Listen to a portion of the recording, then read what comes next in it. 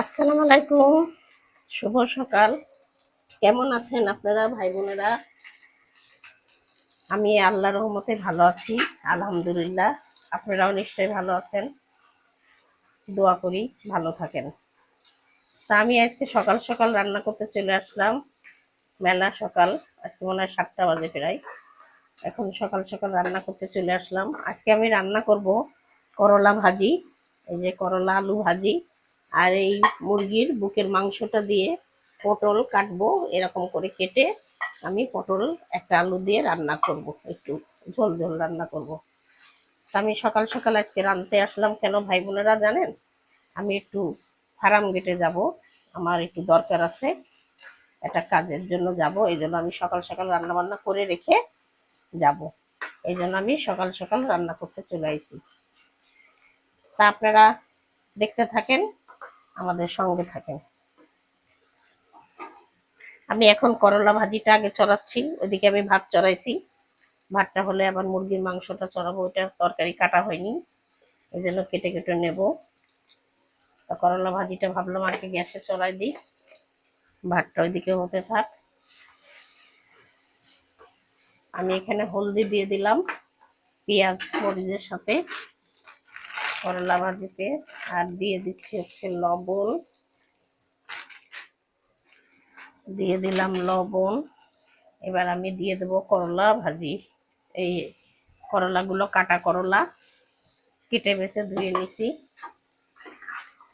আলু, ছোট আলু আমি গোল গোল করে কাটছি এখানে। আলু খোসা কাটি নাই, খোসা শুদ্ধ আলুগুলো কি করছি, বেছে নিছি। নিয়ে আমি সুন্দর মতন ধুয়ে নিছি আলুগুলো। ছোট আলু একটু ছিল, বেছে বেছে ছোট আলুগুলো করলার মধ্যে দিয়ে দিলাম।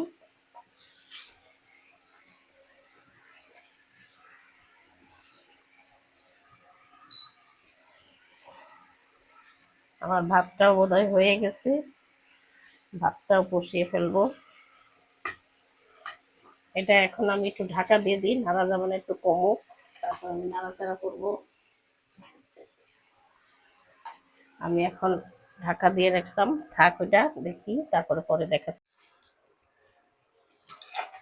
ভাই বোনেরা, আমার ভাজিটা হয়ে গেছে, দেখেন লাল লাল করে আমি ভাজিটা করে ফেলছি। ভাজিটা আমার হয়ে গেছে, করলা ভাজি। আমি এখন মুরগির মাংসটা চড়াবো।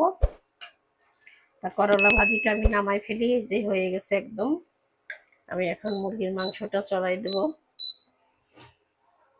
মুরগির মাংস চড়ানোর জন্য যে পেঁয়াজ, এই যে পটল আলু কেটে নিছি,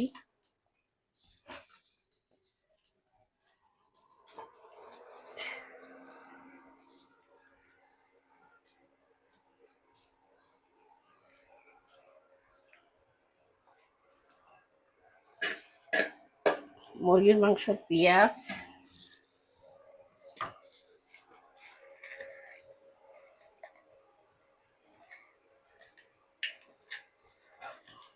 এতে বেশি মশলা দিব না, একটা দারচিনি একটা লং এইভাবে দিই।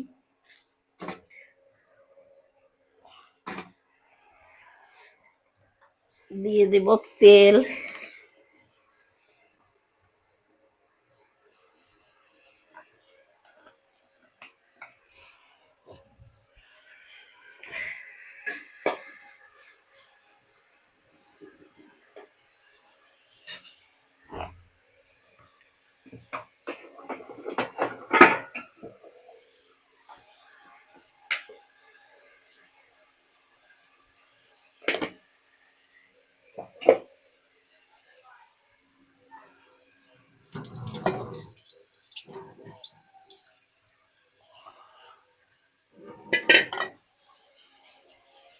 দিয়ে দিয়ে একটা তেজপাতা,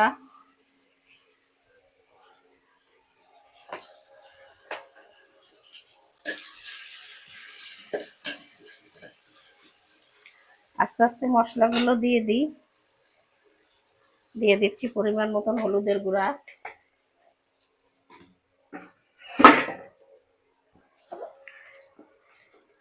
দিয়ে দিলাম জিরার গুঁড়া,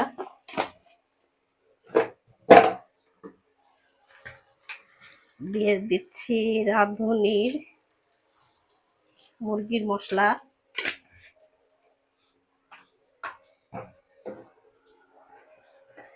আর দিয়ে দেব স্বাদ মতন মরিচ ঝাল।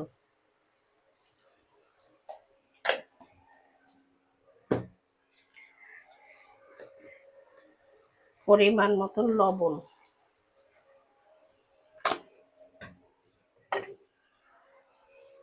দিয়ে দেবো একটু পানি,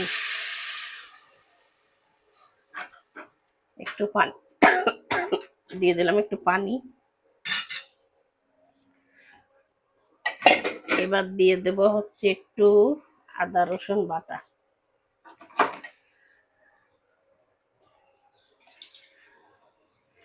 একটু পানি দিয়ে দিলাম মশলাটা কষানোর জন্য। মশলাটা আমি এখন ঢেকে রাখি, না হলে গন্ধ উঠছে, গন্ধতে আমাদের হাঁচি কাশি আসে। ঢাকা থাক।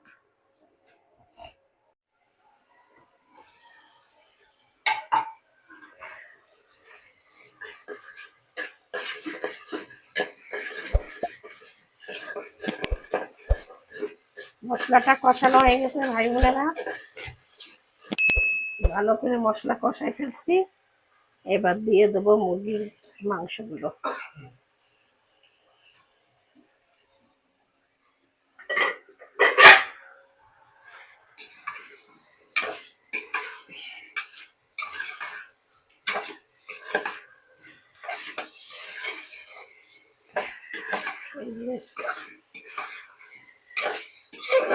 মুরগির মাংসগুলো একটু ভালো করে কষাই নিব। একটু পানি দিয়ে দিই,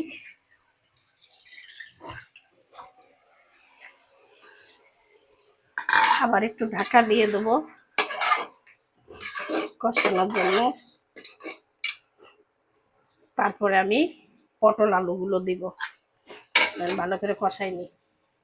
এই যে আমার করলা ভাজি।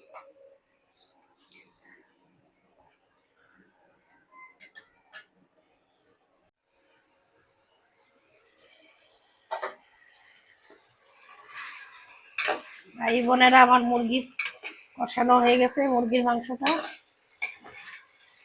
আমি এখন দেখেন কত সুন্দর একেবারে টকটকে লাল হয়ে গেছে মশলা। আমি এখন দিয়ে দিচ্ছি পটল আলু, কেটে রাখা পটল আলুগুলো দিয়ে ভালো করে কষাবো।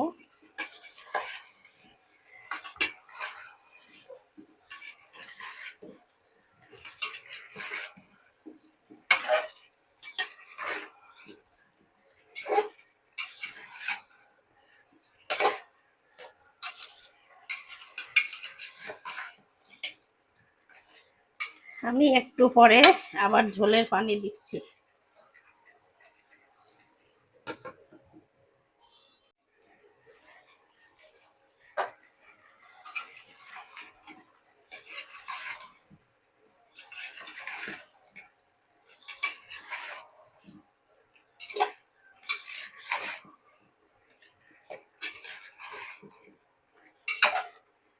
আমি এখন ঝোলের পানি দিয়ে দিই।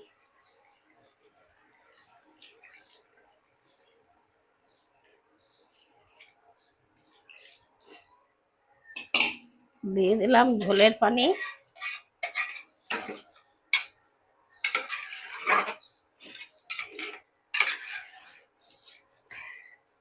তা ভাই বোনেরা, আপনারা এইভাবে রান্না করে খেয়ে দেখবেন, আশা করি ভালো লাগে।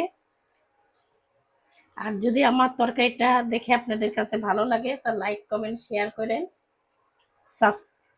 সাবস্ক্রাইব করেন, আমার পাশে থাকেন। আমি এবার ঢাকা দিয়ে দিলাম, একটু পরে আমার তরকারি হয়ে যাবে। ভাই বোনেরা, এই যে আমার তরকারিটা হয়ে গেছে। আমি আবার এটা চুলাটা অফ করে আমি নাস্তা খেতে গেছিলাম। আমি তো একটু ফার্ম গেটে যাবো বললাম না, এই জন্য তাড়াতাড়ি করছি। আমার তরকারিটা হয়ে গেল। আপনারা এইভাবে পটল আলু দিয়ে রান্না করে খেয়ে দেখবেন, আশা করি ভালো লাগে। তা আমি এখানেই শেষ করে দেব। আল্লাহ হাফেজ।